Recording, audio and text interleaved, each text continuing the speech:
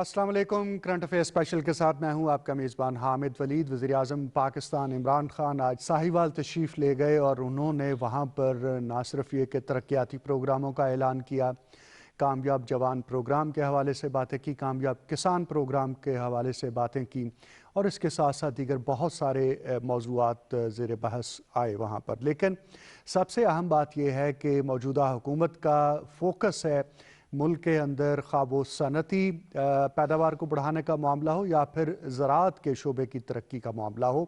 हम ये देख रहे हैं कि एक टू प्रॉन्ग स्ट्रेटजी के तहत मौजूदा हुकूमत जो है ज़िंदगी के हर शोबे में ख़्वाह वो सनत हो, ज़राअत हो, उसको आगे बढ़ाने के लिए भरपूर तरीके से काम कर रही है।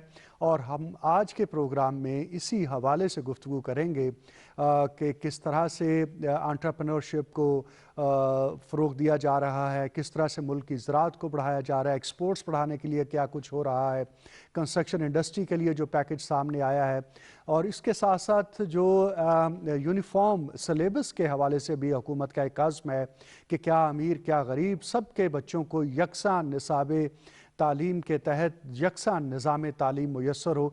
तो एक बड़ा कम्प्रीहेंसिव और हमागीर और हमा जहत किस्म का एजेंडा है जो कि पाकिस्तान तहरीक इंसाफ की हुकूमत जो है उसको इस वक्त अमल पैरा करने में मसरूफ़ है। और हम गुफ्तगू का आगाज़ करेंगे। स्टूडियो में हमारे साथ मौजूद हैं जनाब डॉक्टर मोहम्मद अंजुम अली साहब, आप डायरेक्टर जनरल हैं एग्रीकल्चर एक्सटेंशन पंजाब के, और दीगर मेहमान भी कुछ टेलीफोन लाइन पर हमारे साथ दस्तयाब होंगे और इसके अलावा एक आधे मेहमान और हमें स्टूडियो में भी ज्वाइन करने वाले हैं। डॉक्टर साहब शुक्रिया आपने ज्वाइन किया।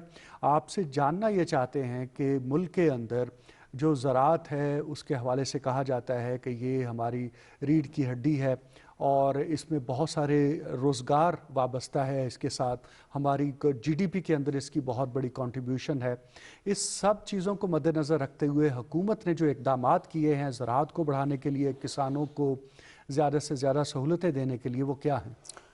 मेहरबानी जनाब, इस वक्त सूरत हाल ये है कि जब नई हुकूमत ने पाकिस्तान के अंदर टेक ओवर किया तो बुनियादी तौर पे जो एग्रीकल्चर पॉलिसी या सिमत मुरतब की गई उसकी जो खदू खाल ये थे कि हमने उन तमाम स्टेक होल्डर्स का जो ज़राअत से बराह रास्त या बिल वास्ता असरअंदाज होते हैं उनको हमने टेक केयर करना है।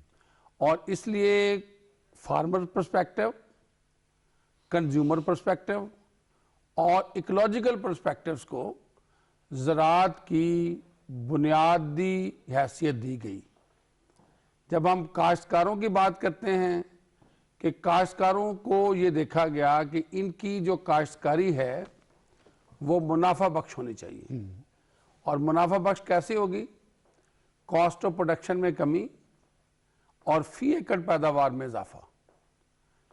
इन दोनों पॉलिसीज़ के ज़रिए उसकी इनकम में इजाफा किया जाएगा।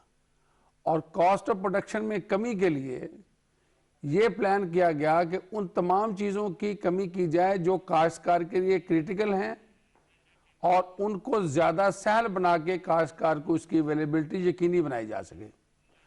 और ये बड़ी आसान पॉलिसी थी कि एग्रीकल्चर इनपुट्स में बीज है, खादें हैं, ज़री ज़रें हैं, इम्प्लीमेंट्स हैं, क्रेडिट हैं और रिस्क मैनेजमेंट के ऊपर इंश्योरेंस है। अच्छा सर, इन चीज़ों को बुनियाद बना के एग्रीकल्चर को आगे बढ़ाया गया। और अगर हम अब देखें तो बीज के ऊपर न सिर्फ बीज की रेगुलेशन की बात हुई, बीज की अवेलेबिलिटी की बात हुई, बीज की क्वालिटी की बात हुई और बीज को काश्तकार तक सस्ता पहुंचाने की बात की गई। पंजाब के अंदर गंदम को देख लें, गंदम में एक बड़ी मैसिव सब्सिडी बीज में आई। हुकूमत पाकिस्तान ने पंजाब के साथ मिलकर नेशनल इमरजेंसी प्रोग्राम बनाया जी, जिसके अंदर गंदम, गन्ना, राइस को और ऑयल सीड को बुनियादी जगह दी गई ताकि जो पाकिस्तान के अंदर बेसिक इंग्रेडिएंट हैं पॉलिसी के, जिसमें export led agriculture, profitable agriculture and sustainable agriculture की हम बात करेंगे, तीनों को जगह मिल सके। कपास के ऊपर एक पॉलिसी का ऐलान हुआ, कपास में सपोर्ट प्रोग्राम शुरू हुआ, पल्सेस की बात हुई, और उसके बाद ये स्कीम थोड़ी इसलिए डिफरेंट थी कि इसमें सिर्फ इरीगेटेड एग्रीकल्चर की बात नहीं की गई, इसमें इरीगेटेड के साथ रेनफेड एग्रीकल्चर, हिल टोरेंट एग्रीकल्चर, हिली एग्रीकल्चर, इनके ऊपर भी स्पेसिफिकली फोकस रखा गया। और अगर हम उन तमाम इकोलॉजिकल एरियाज के अंदर देखें जहां पे पहले काश्तकार तकरीबन कम तरक्की याफ्ता था, उनको खास तौर पे इस पॉलिसी में शामिल किया गया। अगर हम अटक से लेके सादकाबाद तक पंजाब को देखें तो पंजाब के हर प्रोजेक्ट हर इकोलॉजिकल एरियाज के अंदर उसकी स्ट्रेंथ के हिसाब से मरतब किए गए। पोठवार में ओलिव वैली की बात हो रही है, पोठवार में स्मॉल डैम्स की बात हो रही है, पोठवार में लो रेनफॉल और हाई रेनफॉल की अपनी अपनी कॉलेज की बात हो रही है, और सबसे बड़ी कि पोठवार के अंदर जलालपुर शरीफ कनाल की बात हो रही है। वहां पे एक नहर निकाली जा रही है जो उस एरिया को, जिसमें झेलम और खुशाब का कुछ एरिया आता है, उसका सराब करेगा, और वहां पे जो मुयस्सर पानी है उसकी एफिशिएंसी और प्रोडक्टिविटी बढ़ा के काश्तकारी के लिए कारामद करना है। इसके साथ इससे नीचे आएंगे तो राइस की बात हो रही है, सही, राइस में राइस ट्रांसप्लांटर की बात हो रही है, और राइस ट्रांसप्लांटिंग मैकेनिकली इतना बड़ा मसला पंजाब में है कि तमाम लोग हाथ से मुंजी लगा रहे हैं। अगर हम इसकी हार्वेस्टिंग और ट्रांसप्लांटिंग को मशीनरी बना दें तो राइस के अंदर काश्तकारों के लिए बहुत आसानियां पैदा होंगी, आपसे हमारी बढ़ेगी। गुफ्तगू जारी रहेगी। इस वक्त हमें टेलीफोन लाइन पर ज्वाइन किया है जनाब बाबर सगीर साहब। आप एक्स एग्जेक्टिव मेंबर हैं federation of Pakistan chambers of commerce and industry यानी FPCCI के। इसके अलावा मार्केट कमेटी के भी मेंबर हैं साहिवाल में। बहुत शुक्रिया बाबर साहब, आपने ज्वाइन किया। वज़ीर आज़म पाकिस्तान इमरान खान आज तशरीफ़ लाए थे साहिवाल, और वहाँ पर उन्होंने बहुत बड़ा एक प्रोजेक्ट अनाउंस किया है तरक्याती कामों के हवाले से 18 अरब रुपए की लागत का। इस हवाले से क्या कहना चाहेंगे? देखें जी, किसी भी शहर का जो बुनियादी मसला होता है ना जी, वो पानी होता है, चाहे वो पीने वाला हो और चाहे सीवरेज वाला हो। जब तक वो बुनियादी मसला हल नहीं होता उस वक्त तक सारे मामला जो है ना वो पेंडिंग में रहते हैं। मसलन साहिवाल में कुछ 4 दफा हमारी सड़कें बन चुकी हैं, लेकिन चूंकि हमारा सीवरेज नहीं अब तक पड़ा, इसलिए वो सड़कें बार बार एक ही चीज पर जो ना खर्चा वो कई दफा किया जाता है। तो अब जो एशियन डेवलपमेंट बैंक से जो फंड आया है ये 18 अरब रुपए का, इससे जो मेन चीज है वो है सीवरेज की। तो सीवरेज का अगर सारा मसला हल हो जाएगा तो हमारा शहर जो है ना वो बड़ी जल्दी तरक्की कर जाएगा। तो सर, वज़ीर आला पंजाब उस्मान बुज़दार का भी ये कहना है कि साहिवाल और सियालकोट इंजन ऑफ ग्रोथ हैं। सियालकोट का तो हमें समझ आती है कि वहाँ पर जो एक्सपोर्ट लेड इंडस्ट्री है और तमाम वहाँ पर कैपिटा इनकम माशाल्लाह इतनी बड़ी है, और उन्होंने अपना एयरपोर्ट तक और अपनी एयरलाइन तक अब इंट्रोड्यूस करवाई है। साहिवाल को अगर हमारे देखने वाले समझना चाहें कि कैसे इंजन ऑफ ग्रोथ है, तो आप क्या कहना चाहेंगे? साहिवाल जी एक तो जी एग्रीकल्चर का गढ़ है जी, यहाँ पे तो जो ज़राई ज़मीनें हैं यहाँ पे उसकी वजह से काफ़ी सारा सिस्टम है, और उसके अलावा जो इंडस्ट्रीज आ रही हैं साहिवाल में और मुस्तकबिल में भी आना चाहती हैं, यहाँ पे सनती जोन की भी ऊपर भी काम हो रहा है ताकि फ्यूचर में जो लोगों के लिए नौकरियाँ क्रिएट हो सकें। उसके अलावा साहिवाल में जो नीली बार की आपको पता होगा भैंसें जो बहुत मशहूर हैं, लाइफ स्टॉक की बहुत बड़ी यहाँ पे है इंडस्ट्री, उस पर भी काम किया जा सकता है। लेकिन इन सब पर काम करने के लिए एक विजन होनी चाहिए, और वो जो विजन है वो 15-20 साल होना चाहिए। साबका जो हुकूमतें हमारी थी वो ये करती थी कि वो कल का सोचती थी, वो उसे आगे का नहीं सोचती थी। अब जो काम हो रहे हैं वो अगली नस्लों को देख के हो रहे हैं, तो मेरे ख्याल से जब अगली नस्ल का आप सोचेंगे तो फिर जो मामला होंगे पहले से काफी ज्यादा बेटर हों। तो एग्रो बेस इंडस्ट्री का बहुत ज्यादा पोटेंशियल समझा जाता है साहिवाल में। किस तरह से एग्रो बेस इंडस्ट्री को वहाँ फरोग दिया जा सकता है? इसमें हुकूमत क्या कर सकती है? मुकामी सनतकार, मुकामी काश्तकार इस हवाले से क्या रोल प्ले कर सकते हैं? कॉरपोरेट फार्मिंग का क्या रोल हो सकता है? कुछ इस हवाले से बताइए। देखें जी, जिस तरह फैसलाबाद में जो इंडस्ट्री अब वापस आई है, सारी जो टेक्सटाइल इंडस्ट्री थी वो सारी वापस आ चुकी है, और वहाँ पर दोबारा एक जो सिस्टम है वो शुरू हो गया है, और वहाँ पर जॉब्स के लिए वो 1 लाख से ज़्यादा लोग जो हैं वो उनको दरकार हैं इस वक्त मजदूर, जो मिल नहीं रहे उनको। तो इसी तरह अगर साहिवाल में भी जो एग्रीकल्चर इंडस्ट्री है इसको प्रमोट किया जाए, जो मिल्स हैं, कॉटन मिल्स हैं, राइस मिल्स हैं और फ्लोर मिल्स हैं, इन सब को जो है वो हुकूमत इनको सपोर्ट करे, और जो इन तक रसाई है जो गंदम की और ये मकई की और ये सारी फसलों की, अगर ये इनके ट्रांसपोर्ट के निज़ाम बेहतर हो जाएं तो ये सारी चीज़ें जो मिलके ना जो एक तरक्की की ना एक बुनियाद बन सकती हैं। राइट सर, और इसी तरह से कामयाब जवान प्रोग्राम के हवाले से भी बात हुई, कामयाब किसान प्रोग्राम के हवाले से भी बात हुई है साहिवाल में। कुछ इसकी तफसीलात से आगाह कीजिए। इसमें जो सबसे जो बुनियादी चीज़ है ना जो जिस पे आज तक काम नहीं हो सका, वो ज़मीन जो लोगों ने पट्टे पर ली हुई होती थी, उनको सबसे ज़्यादा मुश्किल थी कि वो कोई भी लोन नहीं ले सकते थे, वो अपना ट्रैक्टर नहीं खरीद सकते थे, वो बिल्कुल ही बेबस थे, कोई भी उनकी मदद नहीं करता था। जो बड़े बड़े जिम्मेदार हैं वो तो बैंकों से जाके लोन ले लेते हैं, जो मिडिल क्लास हैं वो भी जाके प्रेशर डाल के बैंकों से लोन ले लेते हैं, वो उस पर सूद भी अदा करते हैं काफ़ी सारा। लेकिन जो ये प्रोग्राम आया है इसमें जो पट्टे पर वाला है, जो जिसने पट्टे पर ज़मीन ली है वो भी जाके ट्रैक्टर ले सकता है, यानी कि उन्होंने इसको तरीकाकार को इंतहाई आसान बना दिया है, इसकी जो परसेंटेज है वो भी कम कर दी है।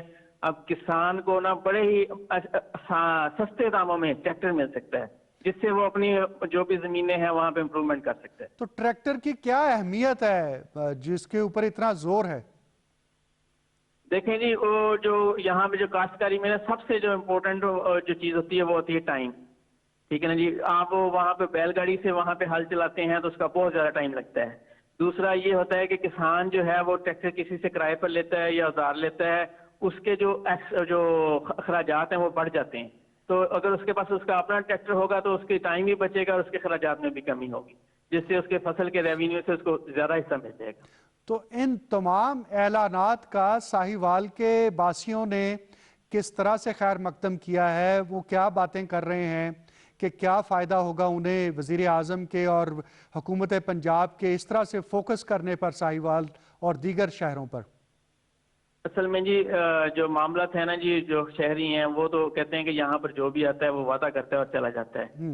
तो अब हम आज इमरान खान ने जोर दिया है कि हमने कोशिश करनी है कि 2 साल के अंदर अंदर हम इन सारे मामलात को कंप्लीट कर लें। अगर वो 2 साल के अंदर अंदर इसको कंप्लीट करने में कामयाब हो जाते हैं तो वो हमारे ही अपनी पार्टी के फायदे में है अगले इलेक्शंस के लिए। चुनांचे ये है कि जो प्रोग्राम बना है और जो एलोकेशंस हुई हैं और जो इतनी खतीर रकम इसके लिए अनाउंस हुई है, तो साहिवाल के अलावा कुछ दीगर इलाके भी इसके इर्द गिर्द के इसमें शामिल हैं? नहीं, ये जो 17 अरब रुपए का जो सारा ये 18 अरब रुपए का फंड है जी, ये साहिवाल की मेट्रोपॉलिटन के लिए, सिर्फ सिटी साहिवाल के लिए। और इसमें चीचा वतनी वगैरह शामिल नहीं है? नहीं, उनके जो वो जो प्रोजेक्ट्स हैं उनके जो फंड्स हैं वो पंजाब गवर्नमेंट के फंड्स होंगे या वो अलग फंड्स होंगे। ठीक हो गया। तो इसी तरह से वज़ीर आज़म ने वहाँ पर बाबर साहब ये बात भी की कि यकसा निज़ाम तालीम जो है उसको इंट्रोड्यूस करवाया जा रहा है ताकि अमीर और गरीब बग़ैर किसी तफरीक के तालीम हासिल कर सकें और एक जैसा माहौल मैसर हो। लाहौर से बाहर साहिवाल और दीगर ऐसे सेंट्रल पंजाब के शहरों में इस ऐलान को कैसे लिया जा रहा है? जो गरीब अवाम है उन्होंने तो ऐलान का बहुत खैर मकदम किया है जी, और जो प्राइवेट स्कूल ओनर्स हैं वो थोड़े से डरे हुए हैं कि हमारी जो सारी इन्वेस्टमेंट है वो जाएगी। लेकिन बात है हमारी कौम के मुस्तकबिल की, हमारी जो आने वाली नस्लें हैं उनके फ्यूचर की। जब हम उनकी तरफ देखें तो ये एक बहुत ही ऐसा इक़दाम है, सबको जो है बराबरी के मौके मिलेंगे और टैलेंट आगे आएगा। इससे पैसा आगे नहीं आएगा, टैलेंट आगे आएगा। ठीक है। और इसी तरह से आज वज़ीर आज़म ने यह भी कहा कि बल्दियाती इंतखाबात जो हैं वो इसी साल करवाए जाएंगे।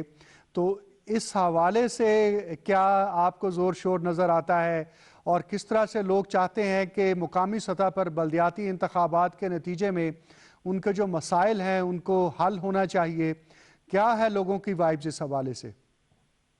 इससे पहले जी गुज़िश्ता साल बल्दियाती इंतखाबात की मुहिम अभी शुरू हुई थी कि ये कोरोना का सिस्टम आ गया और उसके बाद ये कोरोना काफ़ी ज़्यादा लंबा अरसा ले गया। तो अब भी सिचुएशन जो है, लोग इस वक्त थोड़ा सा खौफज़दा हैं, वो उन्हें यकीन नहीं है कभी ये जल्दी चला जाएगा या आगे इलेक्शन होंगे, क्या सूरत हाल है। लेकिन इसमें जो एक मेन सूरत हाल है, खान साहब जो है ना जी, वो वजीर आजम जो हैं वो बहुत ही एक्टिव हैं। वो चाहते हैं कि जितनी जल्दी से जल्दी हो जाएं ये इलेक्शंस हो जाएं, ताकि जो लोगों को जो इख्तियारात मिलने हैं वो उनकी लोकल सतह पर पहुंचे।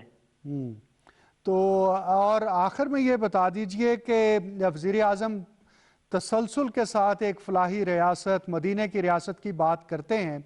ये जो तमाम इक़दामात आज वज़ीर आज़म ने जिनका तज़किरा किया है, उसके नतीजे में एक फलाही रियासत के मकसद को हासिल करने में किस हद तक कामयाब हो जाएगी हुकूमत?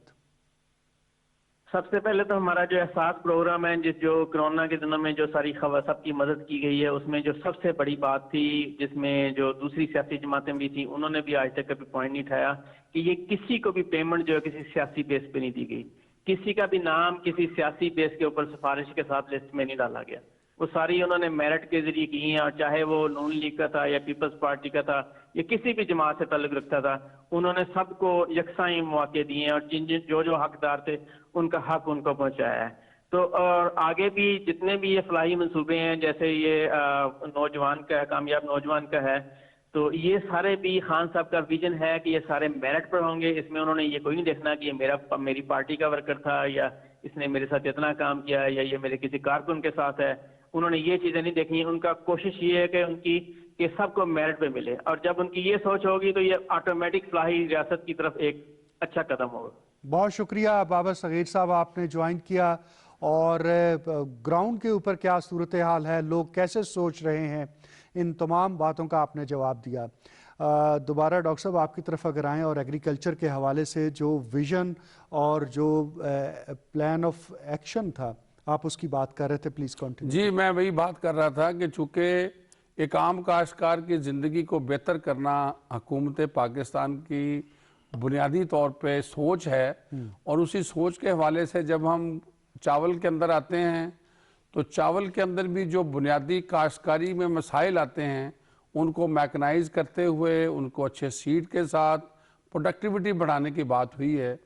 तो ये साल पाकिस्तान के लिए बड़ा खुश आइंद है कि पाकिस्तान में 53 लाख टन सिर्फ पंजाब के अंदर राइस की पैदावार पोस्ट की और गई है। बासमती राइस के हवाले से तो अब जीआई का भी हमें, पाकिस्तान का चूंकि जीआई के अंदर मसला था, क्योंकि इंडिया ने, क्या होता है जी? जीआई बेसिकली जियोग्राफिकली इंडिकेशन है कि पाकिस्तान अपनी ओनरशिप जाहिर करता है कि पाकिस्तान का जो कॉलर का एरिया है ये बासमती की काश्त के लिए न सिर्फ मौजू है बल्कि ओरिजिनेट करता है। तो इंडिया ने भी इस चीज़ को चैलेंज किया था और उन्होंने इसकी ओनरशिप शायद अपनी जाहिर की थी। तो पाकिस्तान ने न सिर्फ पहली दफ़ा जीआई को यहाँ पे उसके ऊपर सर्टिफिकेट दिया है और ब्रसल्स में पाकिस्तान का केस डिफेंड किया है, और बासमती में पाकिस्तान का एक्सपोर्ट शेयर जो है वो बढ़ाने के लिए जुस्तजू की जा रही है। और ये भी मैं काश्तकार भाइयों के लिए और कंज्यूमर्स के लिए ये अर्ज करता चलूँ कि इस साल हुकूमत पंजाब ने पहली दफ़ा बासमती बैकग्राउंड के हाइब्रिड की भी मंजूरी दे दी है। जो एग्जिस्टिंग जो हाइब्रिड्स हैं या एग्जिस्टिंग जो बासमती वैरायटीज़ हैं उससे 1.5 गुना से ज़्यादा प्रोडक्शन दे रहा है। लेकिन इससे पहले तो चावल हमारा था और इंडिया जो है उसे अपना टैग लगा के सेल कर रहा था इंटरनेशनल मार्केट में। उनकी अपनी मार्केट के अंदर शेयर था, पाकिस्तान के लिए चैलेंजेस थे, लेकिन इसको और जीआई का भी उन्हीं के पास स्टेटस था। जीआई उनके अपना, इंडिया ने उसको जीआई स्टेटस दिया हुआ था, और उसको जो कॉलर का एरिया उनके पास कुछ गुरदासपुर का, कोई अमृतसर का आता था, और उसकी बुनियाद के ऊपर वो क्लेम कर रहे थे। पाकिस्तान ने भी इस जीआई स्टेटस को अभी नोटिफाई भी किया है और वहाँ पे डिफेंड भी किया है। मैं बात कर रहा था कि राइस की पूरी वैल्यू चेन को या वैल्यू सिस्टम को बेहतर करने की कोशिश की जा रही है।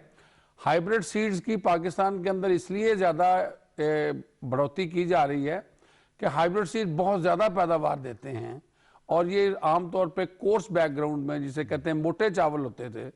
अब पंजाब के अंदर जो हमारा काला शाह काकू इंस्टीट्यूट है उसने पहली दफ़ा पाकिस्तान की तारीख में फाइन में हाइब्रिड दिया है, जो मैं उम्मीद करता हूँ कि बासमती के अंदर जो काश्तकारों की जो प्रोडक्टिविटी के चैलेंजेस हैं उनको एड्रेस करेगा, क्योंकि बासमती की जो प्रोडक्शन है वो कोर्स की बुनियाद को वजह से के मुकाबले में कम थी, जिसकी वजह से काश्तकार इस बासमती और इसी तरह से कॉटन में भी बायोटेक जो है, इसी तरह जब हम बीटी कॉटन इससे आगे निकलते हैं तो जिस तरह हम इकोलॉजिकली अगर हम देखते जाते हैं तो राइस के बाद फिर हमारा चैलेंज बनता था, ये जहाँ पे आज प्राइम मिनिस्टर साहब तशरीफ ले गए हैं, ये पंजाब का सबसे प्रोडक्टिव एरिया इसे कहते हैं हम लोग। ये 20 लाख एकड़ के अंदर एक कल्टीवेटेड एरिया है साहिवाल डिवीजन, जो 99% इरीगेटेड है। ये आलू की ज़मीन है, ये मक्की की ज़मीन है, ये गंदम की ज़मीन है, ये तकरीबन हर चीज़ के अंदर पंजाब में और पाकिस्तान में टॉप करता है। मोस्ट फर्टाइल जिसे कहते हैं सतलुज वैली, और इसमें 250 से ज़्यादा कोल्ड स्टोरेजेस हैं जो पाकिस्तान सारी के अंदर आलू का बिजनेस में हैं, और इसके अंदर 150 से ज़्यादा राइस मिल्स हैं, कोई 100 से ज़्यादा जेनिक फैक्ट्रीज हैं, इस तरह ऑयल मिल्स हैं। तकरीबन हर किस्म की जो एग्रो इंडस्ट्री है वो इस एरिया के अंदर है। तो ये एक अच्छा हाइब्रिड प्रोग्राम ऐसे कह सकते हैं कि अच्छी काश्तकारी भी है, फी एकड़ पैदावार भी अच्छी है, काश्तकार भी प्रोग्रेसिव है, और एग्रीकल्चर मशीनरी जो जिसे मशीनरी बनाने वाले हैं, जैसे उकाड़ा की बात करें तो वो भी टॉप पे हैं। तो इस हाइब्रिड प्रोग्राम में अब प्राइम मिनिस्टर की जो इस वक्त इंटरवेंशन आई है, वो सबसे बड़ी तो जो किसान प्रोग्राम, किसान जवान प्रोग्राम जो अभी आपने देखा, जिसमें भाई बात कर रहे थे, कामयाब किसान प्रोग्राम, जिसमें काश्तकारों की एंटरप्रेन्योर बनाने की कोशिश की जा रही है कि उसको हम ट्रैक्टर दें, ऐसी चीज़ें दें ताकि वो खुद कफील हो सके और अपने रोजगार पे आए और अपने लिए सहूलतें पैदा करे और मुनाफा बख्श काश्तकारी में। ट्रैक्टर फ्री होगा? ट्रैक्टर बड़ी लेस जो इंटरेस्ट रेट के ऊपर जिस तरह बात सुन रहे थे कि वो होगा और आम लोगों के लिए अवेलेबल होगा, जिनके पास जिनके लिए जमीनें हैं। पट्टे पर जमीन से क्या मुराद है जी? एक आदमी का अगर फर्ज आप कोलैटरल जमा कराते हैं, अगर आप कोई चीज़ ऐसी गवर्नमेंट से बैंक से लेते हैं तो उसके अगेंस्ट आपको ज़र ज़मानत ज़मीन रखनी पड़ती है। तो जिनके पास ज़मीन नहीं थी उनके लिए मुश्किलात थी, उनको नहीं मिलता था कर्जा, उनको आमतौर पे उनके लिए कोलैटरल का बंदोबस्त नहीं होता था। कुछ एनजीओ जो छोटी माइक्रो फाइनेंस है वो सोशल कोलैटरल की बुनियाद पर देती रही हैं, लेकिन उनके लिए भी राहें आसान कर दी गई हैं। और दूसरी जो सबसे बड़ा चैलेंज मैं देख रहा हूँ कि उन्होंने वहाँ पे जो हेल्थ कार्ड साहिवाल डिवीजन के लिए सबके लिए अनाउंस कर दिया है, और उसके बाद जो रोड के साथ कनेक्टिविटी को सीधा किया है, क्योंकि उनको मोटरवे के साथ दो तरफ से लिंक कर दिया गया है। जो अच्छी एक्सप्रेसवेज के लिए जो मैंने आज प्रोग्राम देखा है कि साहिवाल को समुद्री के साथ और उसके बाद चीचा वतनी को रजाना के साथ, उससे उस एरिया के अंदर चेंज आएगी, क्योंकि वो इंडस्ट्रियल हब है, प्रोडक्शन हब है। तो इससे आगे हम कॉटन की बात करेंगे तो कॉटन की पूरी क्रॉप जो है उसको उठाने की कोशिश की जा रही है बीज के ऊपर। कॉटन की प्रोडक्शन तो बहुत कम रही है उसकी दो बुनियादी वजह हैं। कॉटन के मुकाबले में जो बाकी क्रॉप्स हैं उनकी टेक्नोलॉजीज बेहतर आ गई, टाइम पे आ गई, और उन्होंने उनका एरिया टेक ओवर कर लिया। ये भी सुनते हैं कि असल में जो कॉटन बेल्ट है वहां पर शुगर केन अब होना शुरू हो गया, अगर क्योंकि शुगर मिलें उधर चली गई। सर, कॉटन को सबसे ज्यादा टेक ओवर किया था मक्की ने, उसके बाद किया है चावल ने, उसके बाद किया है गन्ने ने, और इन तीनों क्रॉप्स को ये डिटर्मिनेटेड नेचर थी। इस पर आपसे मजीद जानेंगे क्योंकि बड़ा अहम है और आप बड़ी मुश्किल से दस्तयाब होते हैं, एग्रीकल्चर जितनी अहमियत रखता है। लेकिन उससे पहले साहिवाल से मेंबर नेशनल असम्बली राय मुर्तज़ा इकबाल साहब ने हमें ज्वाइन किया है। अस्सलाम वालेकुम राय साहब। वालेकुम अस्सलाम जी। राय साहब, शुक्रिया आपने ज्वाइन किया। वज़ीर आज़म पाकिस्तान इमरान खान आज साहिवाल तशरीफ़ लाए और बहुत भारी भरकम एजेंडे और अनाउंसमेंट्स के साथ आए। वहाँ पर उन्होंने तरक्याती प्रोग्रामों का तज़किरा किया, कामयाब जवान, कामयाब किसान प्रोग्राम का वहाँ तज़किरा किया, सी पैक की बातें हुई वहाँ पर। तो क्या ओवरऑल साहिवाल के अंदर इस वक्त माहौल है सियासी हलकों में वज़ीर आज़म के इस दौरे के हवाले से? जी बहुत शुक्रिया। मुझे ये तो मालूम नहीं कि आप क्या गुफ्तगू पहले कर चुके हैं, लेकिन जो सवाल आपने साहिवाल दौरे के हवाले से किया उसमें मैं गुजारिश कर देता हूँ। साहिवाल में हम कारकुन पीटीआई के और अवाम आज अल्हम्दुलिल्लाह बहुत खुश हैं।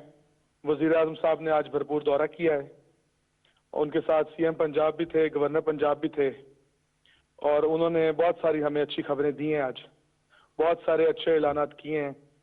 आप जानते हैं कि वज़ीर आज़म साहब खाली सियासी जो ऐलानात है उन पर यकीन नहीं रखते, इसलिए उससे पहले सीएम पंजाब पिछले हफ्ते तशरीफ लाए थे। उन्होंने पूरी तैयारी की थी, हर काम का जायजा लिया था, जो जो हमारे मुतालबात थे, जो जो प्रोजेक्ट प्लान हो रहे थे उनका जायजा लिया था और उसके मुताबिक आज ऐलानात किए गए। उसमें बड़ा प्रोजेक्ट साहिवाल के लिए, जो साहिवाल की अर्बन एरिया की डेवलपमेंट का है 18 अरब का, उसका ऐलान किया गया। उसके अलावा साहिवाल में एक कार्डियोलॉजी हॉस्पिटल की बहुत ज़रूरत थी, तो उसका ऐलान किया गया। हमारा एक बहुत पुराना मुतालबा था, ख़ास तौर पे वो मेरे इलाके चीचावतनी का मुतालबा है कि यहाँ पर कोई सनती यहाँ पर जोन नहीं है। तो यहाँ पर जिस तरह पूरे मुल्क में स्पेशल इकोनॉमिक जोन्स और इंडस्ट्रियल जोन्स बन रही हैं, तो वो हमें एक दी जाए। हमारे इलाके की रोजगार के लिए यहाँ पर एग्रीकल्चर रिलेटेड इंडस्ट्री के लिए बहुत स्कोप है, तो उसको वज़ीर आज़म साहब ने अप्रिशिएट किया और उसका ऐलान किया, तो इससे हमारा बड़ा हौसला बढ़ा है जी। उसके अलावा यहाँ पर हमारा चीचावतनी में मशहूर पुराना जंगल है, तो उसके लिए हमारा उनसे मुतालबा था, रिक्वेस्ट थी।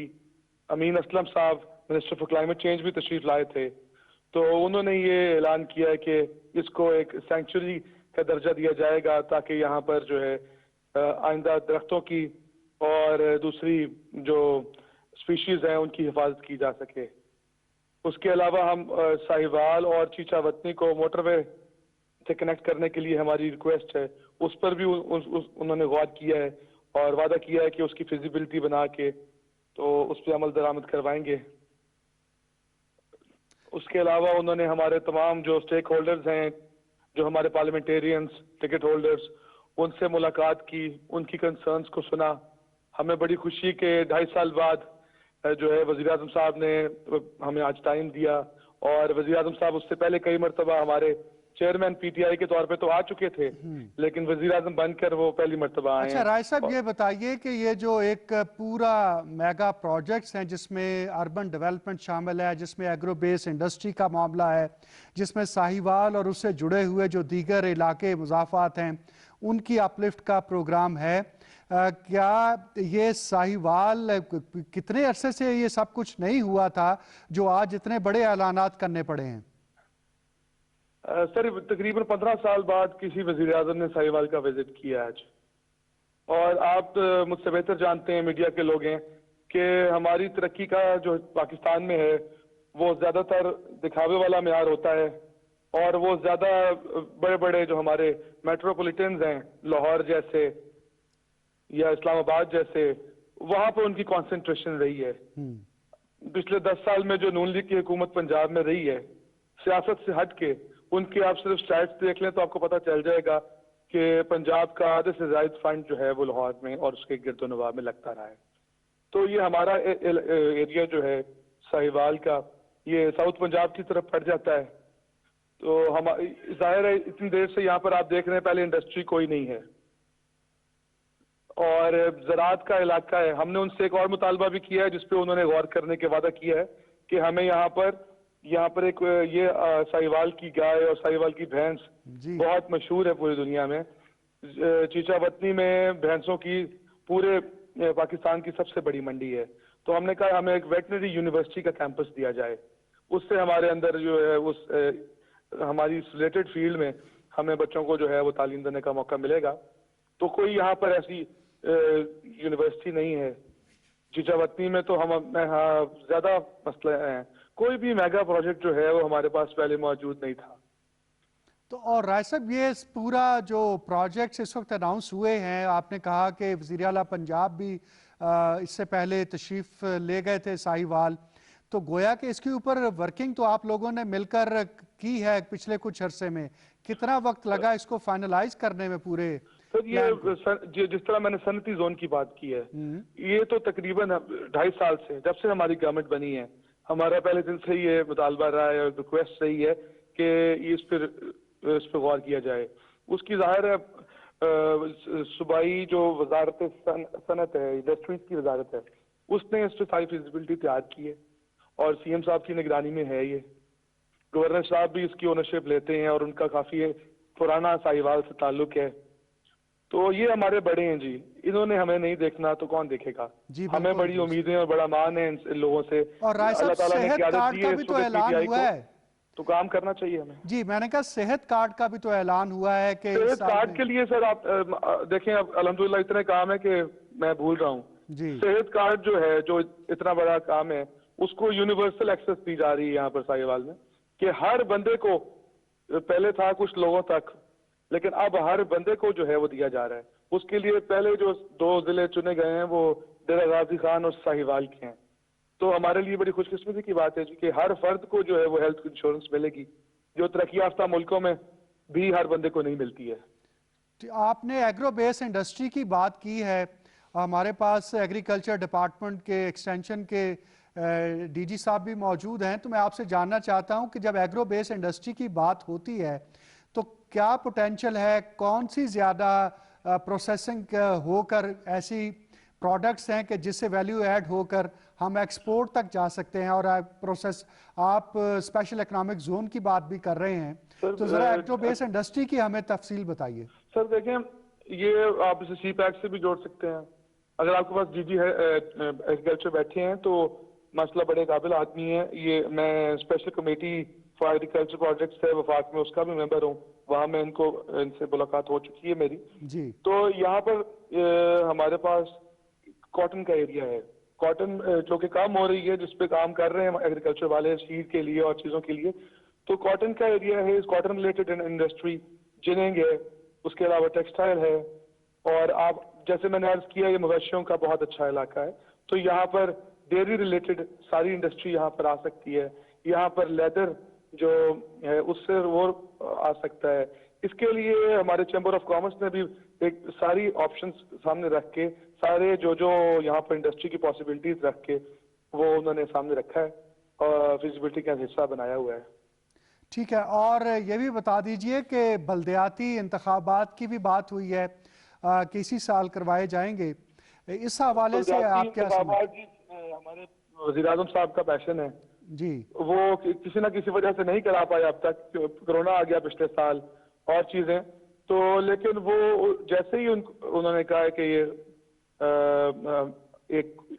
ये मौका मिलता है तो बल्दियाती इलेक्शन करवाना है और इख्तियारात को निचले स्तर तक लेकर जाना है। उसी से असल में लोगों को एम्पावर किया जा सकता है, लोगों को आज़ाद किया जा सकता है, लोगों की जिंदगी आसान की जा सकती है। और यकसा निज़ाम तालीम के हवाले से भी कुछ कहिए।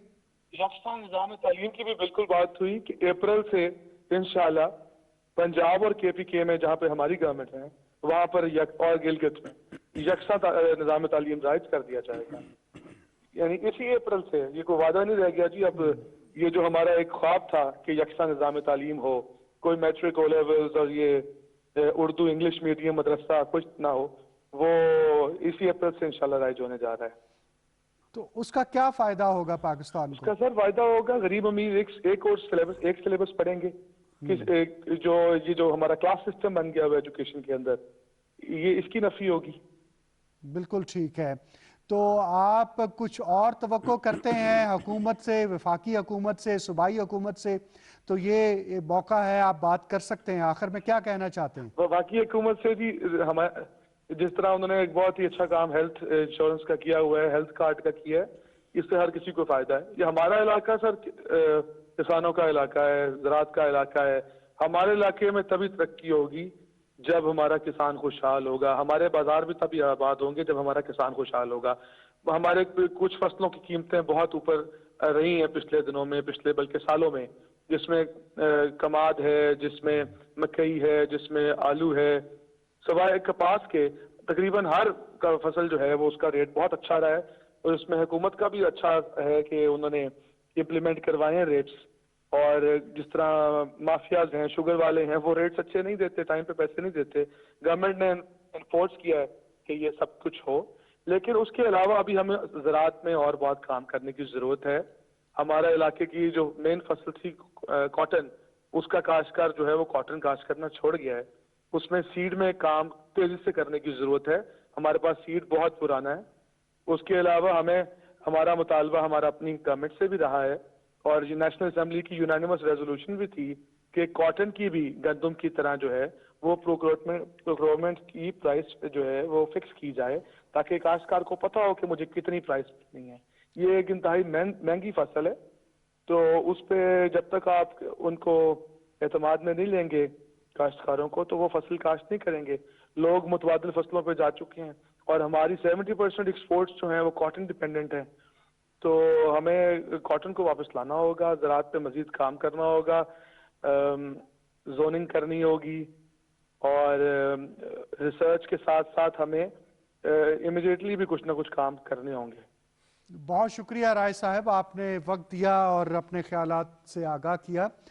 हेल्थ इंश्योरेंस की बात हो रही थी, इससे मुझे याद आया कि क्रॉप इंश्योरेंस का भी तो एक सिलसिला शुरू हुआ था। जी बिल्कुल, उस हवाले से क्या पेशरफ्त हुई? जी बिल्कुल, ये राज साहब ने बात जो की है बिल्कुल बड़ी इम्पोर्टेंट है कि कॉटन जो है ये कई चुनाइयाँ देती है, 4-5 चुनाइयाँ, हम तो आमतौर पे इसको इंडिटर्मिनेट कहते हैं।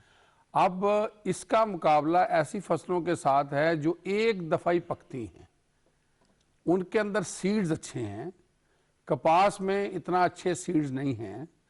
तो इस हवाले से ये बड़ी जायज़ बात है कि कपास के काश्तकार को कपास में खड़ा रखने के लिए, मुकम्मल तवज्जो के लिए, चूँकि 3-4 पिकिंग के लिए बार बार फसल की रिक्वायरमेंट के हिसाब से इनपुट देनी पड़ती है, तो ये ज़रूरी है कि काश्तकार को ऐसी कीमत बताई जाए ताकि वो उसके ऊपर इन्वेस्टमेंट ज़्यादा करे।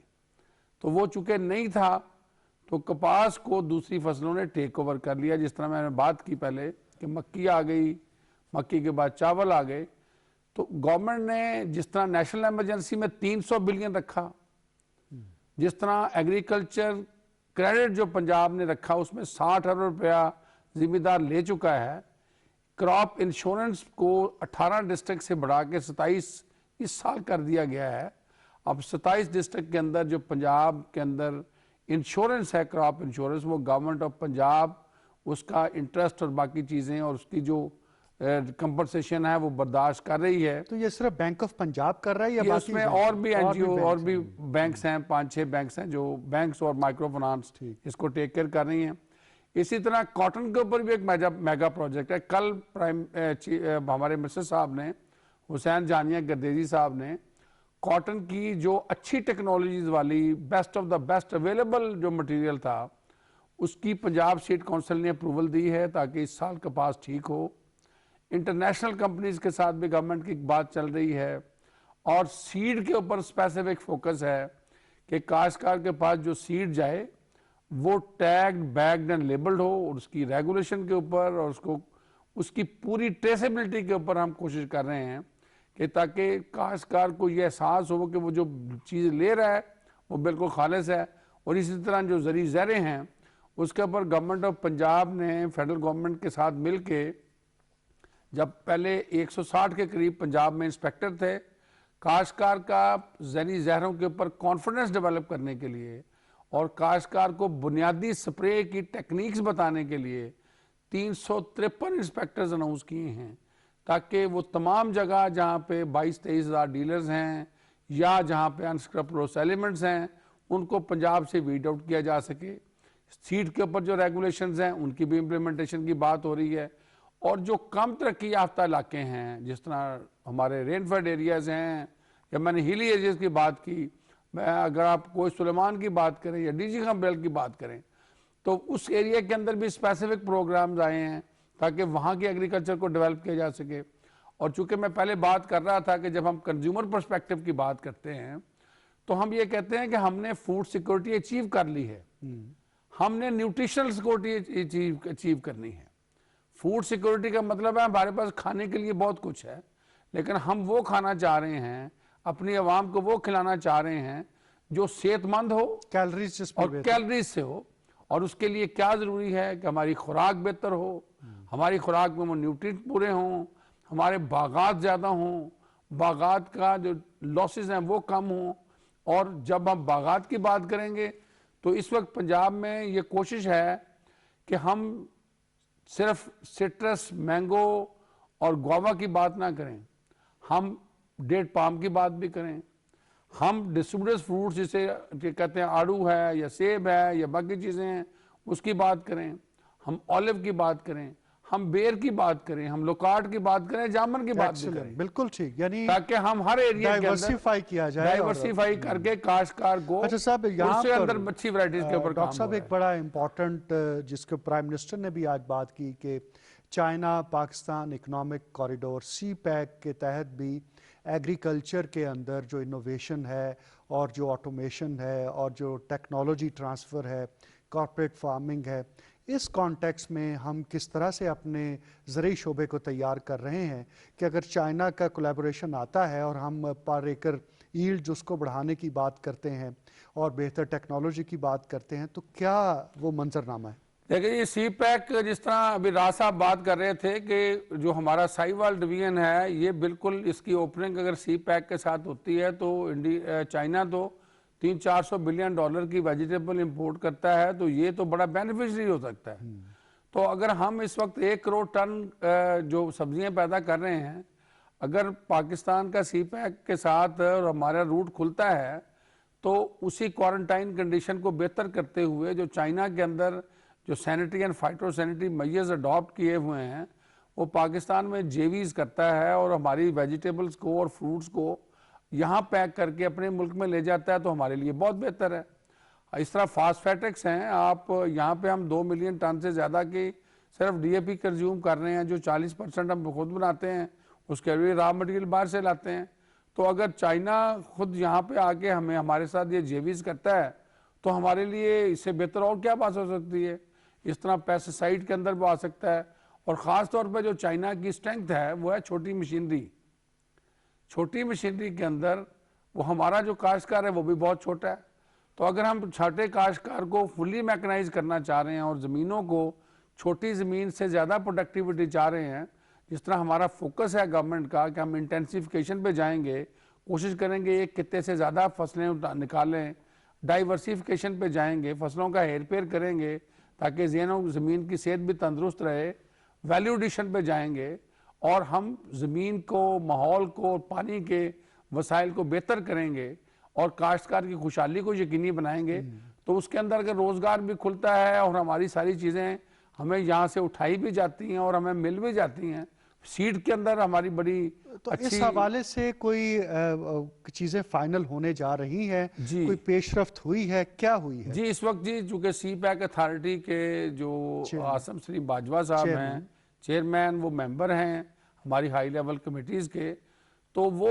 बेसिकली कोऑर्डिनेशन का रोल अदा कर रहे हैं और वहाँ पे जो भी चाइनीज़ और पाकिस्तान के दरमियान जो कोऑर्डिनेशन के इश्यूज हैं उनको कोऑर्डिनेट करते हुए ये बेसिकली B2B बिजनेसेस होंगे, बिजनेस और बिजनेसमैन के दरमियान, और हो सकता है G2G भी आ जाएं, तो उसके ऊपर आप कुछ देर के अंदर देखेंगे कि इंशाल्लाह इस CPEC को पाकिस्तान अपनी बेहतरी के लिए बहुत अच्छी तरह इस्तेमाल कर सकता है।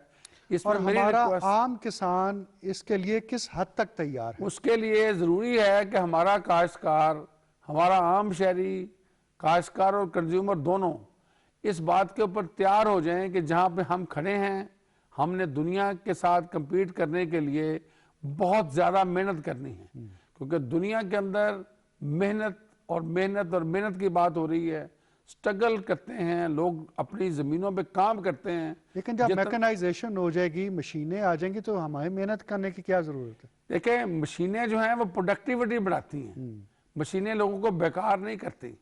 आप प्रोडक्टिविटी जब बढ़ाएंगे तो उस प्रोडक्टिविटी से आगे राहें खुलेंगी आपकी प्रोडक्टिविटी के बाद फिर उसकी वैल्यू ऐड करेंगे। तो इस मकसद के लिए फार्म टू मार्केट रोड्स का बेहतर होना, सिर्फ पुलियों का और सब चीज़ों का, उसके हवाले से सिर्फ मार्केट रोड्स एक अच्छा टूल होता है, लेकिन आज से 100 साल पहले की बात थी। ठीक, आज हम वैल्यू सिस्टम की बात करते हैं, वैल्यू चेन्स की बात नहीं करते।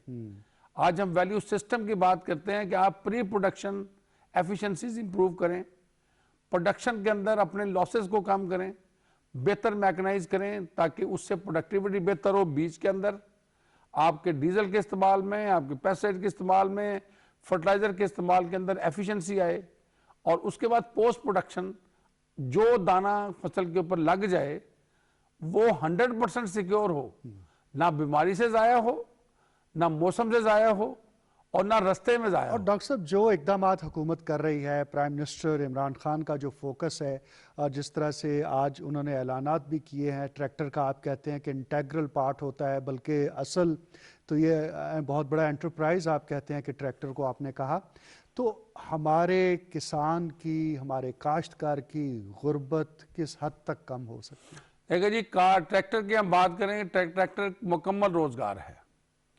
ट्रैक्टर को हम किराए पे चला सकते हैं, ट्रैक्टर की पीटीओ के साथ हम पानी निकाल सकते हैं, ट्रैक्टर की ट्राली के साथ हम माल खींच सकते हैं, और ट्रैक्टर को और बहुत सारे जरिए में इस्तेमाल करके मुकम्मल रोजगार ले सकते हैं। तो एक आम काश्तकार के लिए आज एक ट्रैक्टर मुकम्मल कारोबार है। पंजाब के अंदर बुनियादी तौर पे मशीनी काश्त की कोशिश हो रही है। बुनियादी तौर पे ट्रैक्टर की पावर को ज़मीन की के अंदर बेहतर इस्तेमाल करते हुए बेहतर इंप्लीमेंट्स की बात हो रही है। मैंने नेशनल इमरजेंसी की बात की, उसमें दो ही फोकस हैं, अच्छा बीज और बेहतर मशीन। मशीन गन्ने में भी ट्रांसप्लांटर बेहतर आ रहा है, कपास में भी ट्रांसप्लांटिंग की, पीबी रोब्स की, सोई की बात हो रही है, ऑयल सीड में भी प्लांटर्स की बात हो रही है, और बाकी जो सिस्टम है हमारी, जो पार्शल मैकेनाइजेशन जहाँ पे है, उसको भी कंप्लीट मैकेनाइजेशन की तरफ जाने के लिए कोशिश हुई। पिछले 2-2.5 बरस में हमने, जैसे कि राय साहब भी कह रहे थे और उससे पहले बाबर साहब ने भी बात की, कि जिस तरह से किसान को सपोर्ट प्राइस की बिना पर फ़ायदा हुआ है बड़ी मेजर क्रॉप्स में, और अभी भी हम देख रहे हैं शुगर केन के हवाले से भी एक अच्छा उसको मिल रहा है, इसने किस हद तक हेल्प आउट किया है हुकूमत को रूरल पॉवर्टी को कम करने में? देखिए, ये दोनों चीज़ें हैं।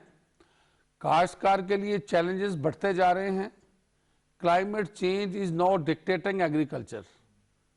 आपकी बारिशें उस वक्त हो रही हैं जब उसकी ज़रूरत नहीं है, उसकी वजह से काश्तकार की वनरेबिलिटी और रिस्क बढ़ता जा रहा है, जिसके ऊपर क्रॉप इंश्योरेंस आ गई है। इसके अलावा अपॉर्चुनिटीज़ भी हैं। काश्तकार को ज़्यादा चुस्त दुरुस्त होकर इन चीज़ों का मुकाबला करने की ज़रूरत भी है, लेकिन काश्तकार की प्रॉफिटेबिलिटी भी बढ़ रही है।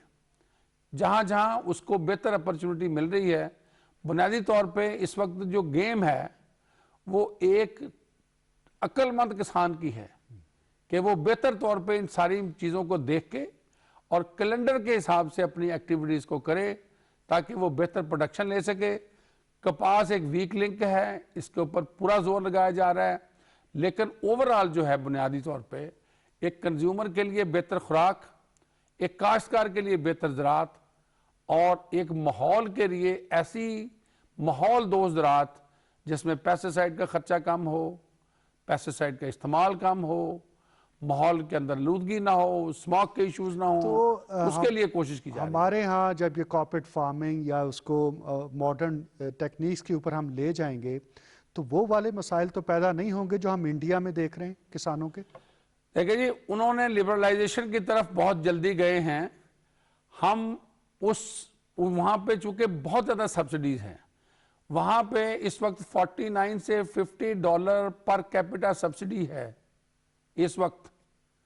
और हमारे यहाँ कोई इतनी ज़्यादा सब्सिडी नहीं है। वी हैव टैक्स्ड एग्रीकल्चर, तो हमारे इतने इश्यूज नहीं है। अभी तो सपोर्ट प्राइस जो कपास है वो भी हमारे लिए बड़े चैलेंज हैं, कि हालांकि कपास के ऊपर इंडिया के अंदर बहुत सारी दुनिया के अंदर सपोर्ट की जा रही है। अगर हम भी सपोर्ट करें तो काश्तकार कपास में भी खड़ा हो जाए। बाकी में हमने मार्केट के ऊपर चीज़ों को छोड़ा हुआ तो है। आखिर में हमारे जो काश्तकार हैं, बहसीत डीजी एक्सटेंशन के, आप क्या पैगाम देना चाहते हैं जो चैलेंजेस सामने? देखिए जी, हमारे यहाँ तमाम जोन के अंदर इस वक्त काश्तकारी एक चैलेंज है। ज़मीन की सेहत के हवाले से, पानी की अवेलेबिलिटी के हवाले से, बीज के हवाले से। इसलिए अपनी नौजवान यूथ को काश्तकारी पे लाएं, अपने नौजवानों को ये बताएं कि हम we are son of the soil, ये ज़मीन हमारी है, हम इसके वारिस हैं, हमने इसी में अनाज निकालना है। नौजवान जहाँ मर्जी काम करें, लेकिन उस ज़मीन से मोहब्बत करें और अपने लिए जदीद काश्तकारी को फ़रोग देकर मुनाफा बख्श। बहुत शुक्रिया डॉक्टर साहब, आप आए, तशरीफ़ लाए और आपने इस हवाले से हमारे सुनने वालों के लिए ज़राअत के हवाले से ख़ास तौर पर बहुत तफसीली बातचीत की है CPEC के कॉन्टेक्स्ट में। इसी तरह से राय मुर्तज़ा साहब और बाबर साहब ने हमें बताया है कि साहिवाल के दौरे के दौरान किस तरह से एक सी चेंज है अर्बन डेवलपमेंट के हवाले से और बाकी बहुत सारे प्रोजेक्ट्स पर। तो मौजूदा हुकूमत जिस तरह से अर्बन और रूरल डेवलपमेंट के अंदर एक बैलेंस क्रिएट करते हुए आगे बढ़ रही है, इंशाअल्लाह अगले 2-1 सालों में सूरत हाल बहुत बेहतर हो जाएगी। डॉक्टर मोहम्मद अंजुम अली साहब, आपका शुक्रिया और बाकी तमाम पार्टिसिपेंट्स का जिन्होंने टेलीफोन पर ज्वाइन किया उनका भी बहुत शुक्रिया। इसके साथ ही अपने मेज़बान हामिद वलीद को इजाज़त दीजिए। अल्लाह हाफ़िज़।